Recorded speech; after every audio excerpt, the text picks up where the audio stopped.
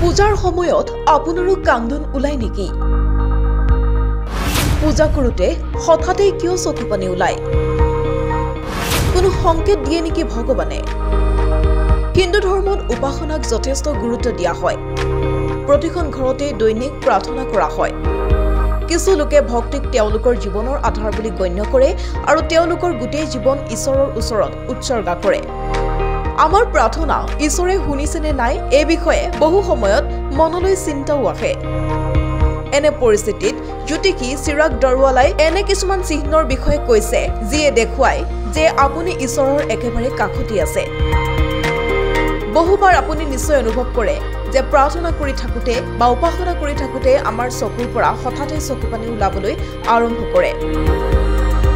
শাস্ত্ৰ অনুসৰি উপাসনা কৰোঁতে যদিহে এজন ব্যক্তিৰ চকুৰ পৰা চকু পানী ওলাই আহে, ইয়াৰ অৰ্থ হৈছে যে সেই ব্যক্তিজনৰ মনৰ দুখ অতি সোনকালেই শেষ হ'ব। উপাসনাৰ সময়ত ওলোৱা চকু পানী এক পৰিষ্কাৰ মনৰ লক্ষণ। যদিহে এজন ব্যক্তিয়ে উপাসনা কৰাৰ অৱস্থাতেই টোপনি যায়, ইয়াৰ অৰ্থ হৈছে যে তেওঁৰ মনলৈ বহু চিন্তা আহি আছে।